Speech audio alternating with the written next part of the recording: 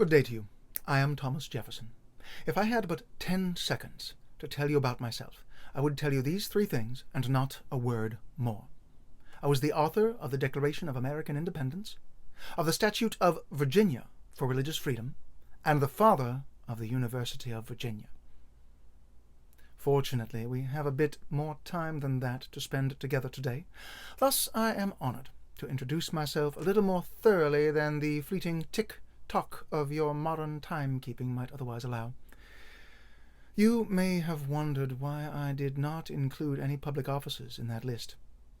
I do not want to be remembered for having been representative to the Virginia House of Burgesses from the county of Albemarle, where I grew up, nor as a representative of Virginia to the Second Continental Congress, and to the Congress of the United States under the Articles of Confederation.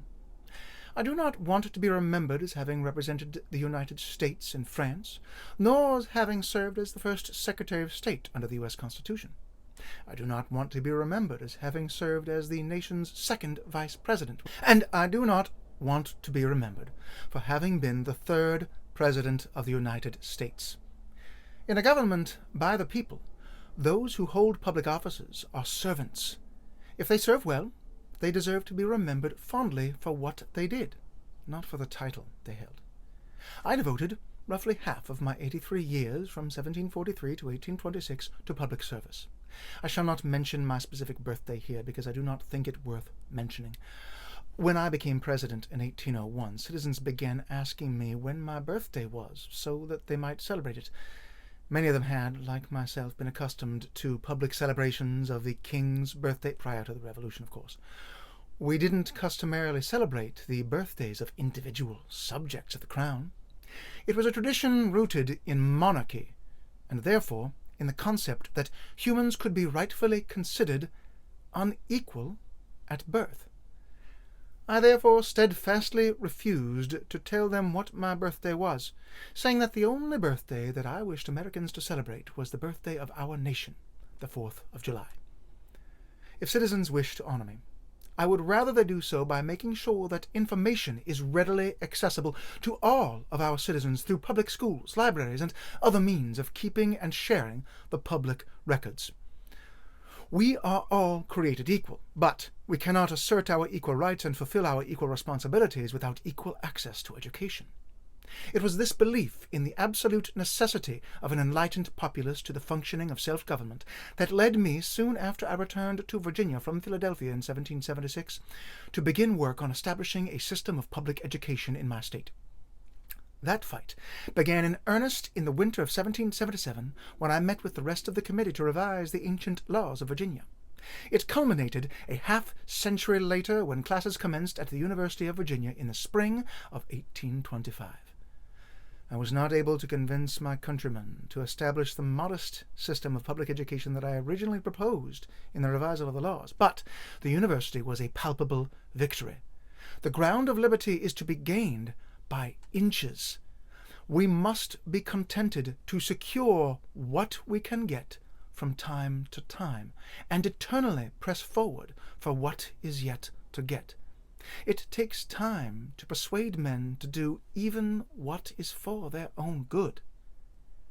Not all of my accomplishments were so attenuated, however.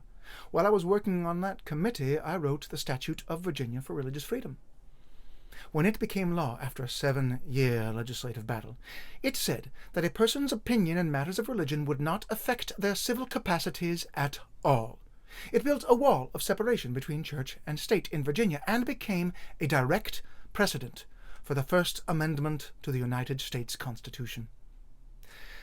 The liberty that defines the United States cannot exist in a meaningful way unless the citizenry possess a vigor of thought that must be cultivated by public education and protected by religious freedom.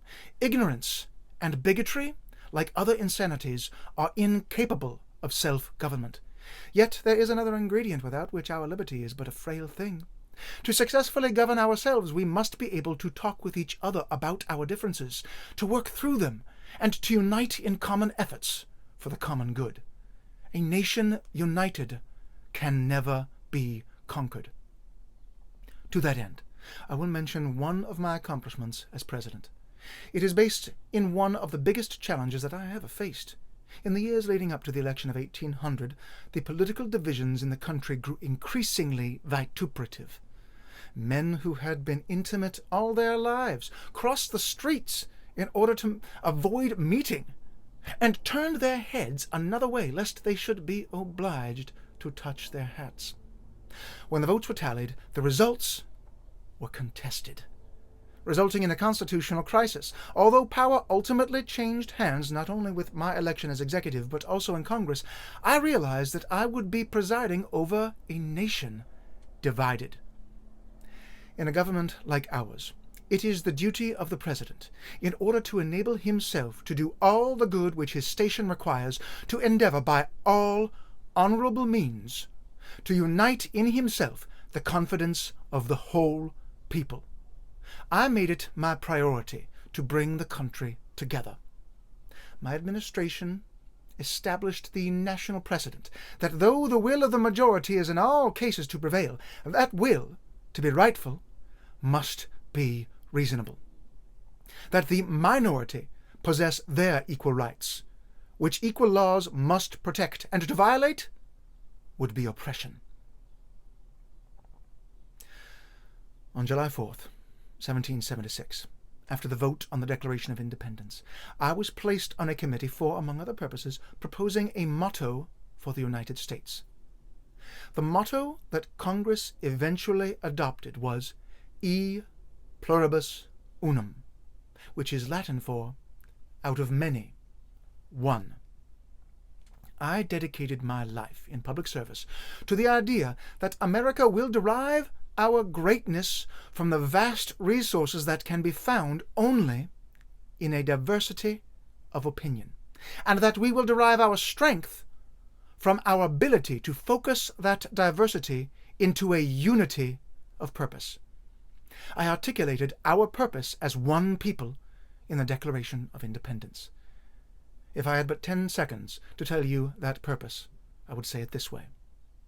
One day, all men, meaning all mankind, will be treated as they are created, as equals.